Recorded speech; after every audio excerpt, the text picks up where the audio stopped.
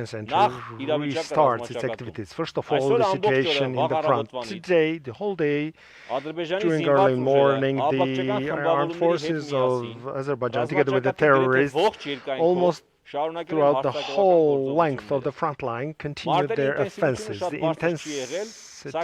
intensiveness of the battles were not very high, but in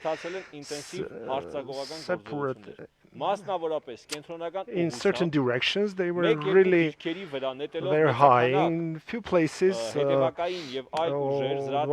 launched series of offensives using a lot of manpower and armory, and using, of course, artillery and bombarding town of Martuni. The Azeri Air Force managed to advance to a certain extent, to change the defense lines.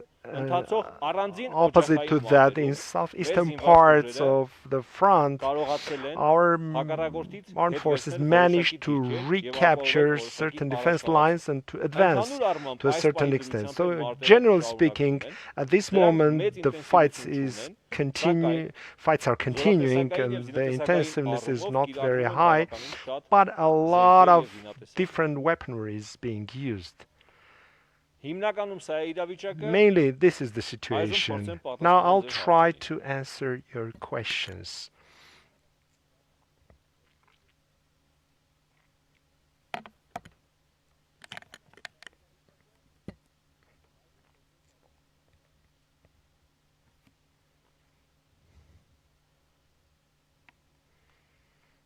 Panorama.am. So, Azeris, they temporarily control certain territories. So, what's the situation of population in those territories? Have all of them been evacuated or not? Do you have any information about these people? Well, frankly speaking, I don't have any information about civilians in certain settlements that have not been evacuated, because usually those settlements that are under control of the armed forces of Azerbaijan, so people in those places, they had been evacuated timely. Our media. So there is information in Telegram that Azerbaijan and Turkey are getting ready for a special military operation called Crashing Strike, and they are targeting not only our territory of Nagorno-Karabakh, but our Republic of Armenia as well. Are we ready to kind of withstand that? I don't know what kind of crashing strike are you talking about, but these kind of strikes are being carried out on daily basis by the armed forces of Turkey and Azerbaijan, and you can follow them. Well, yesterday in Geneva there was agreement that the parties have to carry out the exchange of remains as well as to exchange lists of prisoners of war. Is there any progress in this field? Well, first of all, I would like to say that whatever is being negotiated, whatever is being agreed upon, unless there are no full-scale verification mechanisms which our armed forces are ready to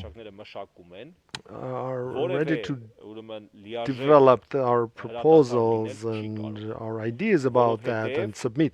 There couldn't be any serious ceasefire. It's very important to, first of all, describe and to have mechanisms using which it's possible to control the ceasefire and to see the violators and to say right up front that aggression started by Azerbaijan. So it's been a month already.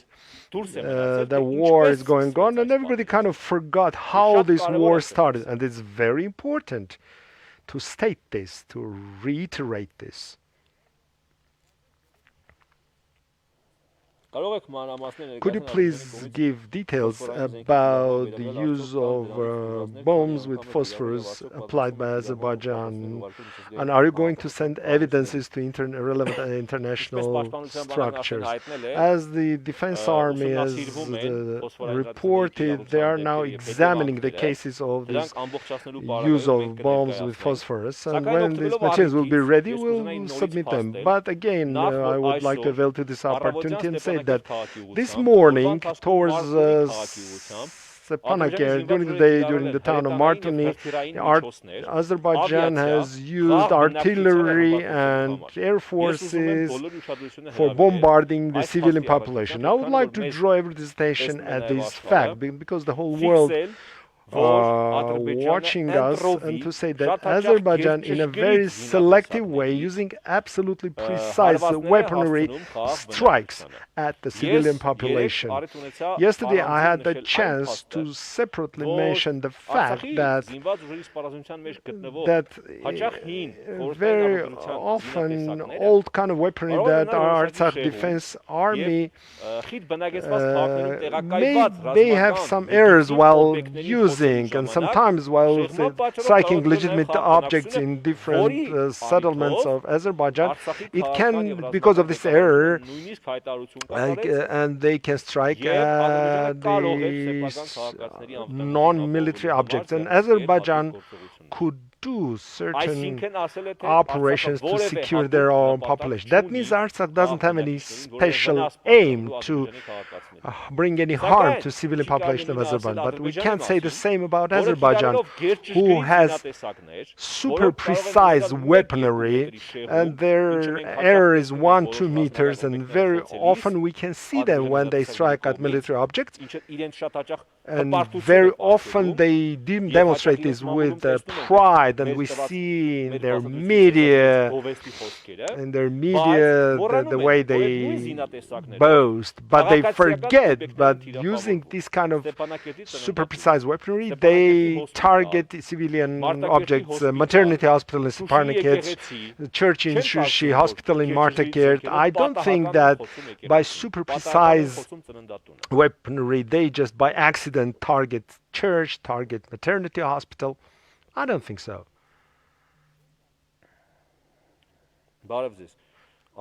So, Aravot.am, do you have information whether these bombs with phosphorus used by Azerbaijan? Well, this is the same question, we already spoke about this. Another question. Today, Azerbaijan officially said that the terrorist that is in prison in Armenia is not a real terrorist. It's an actor. It's a setup. It's a staged thing. Well, I would like to say Mr.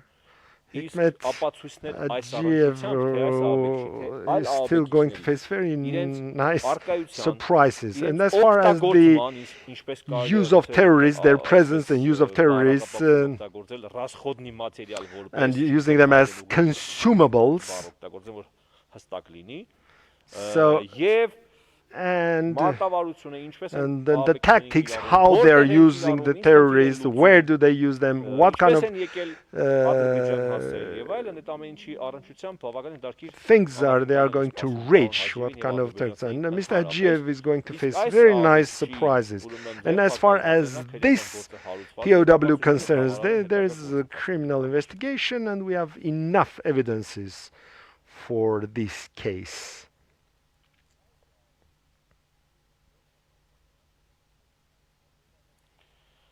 Again, the question about the ceasefire, when this kind of when ceasefire is going to be realistic. I said already that our armed forces are ready. We are putting together relevant proposal about the mechanism of verification. Without this kind of mechanism, as we saw, 3-4 times at least these attempts were made. The civilized world tried to put Azerbaijan in front of this ceasefire situation, but it didn't work because there are no mechanisms of verification, as well as there is no so far very clear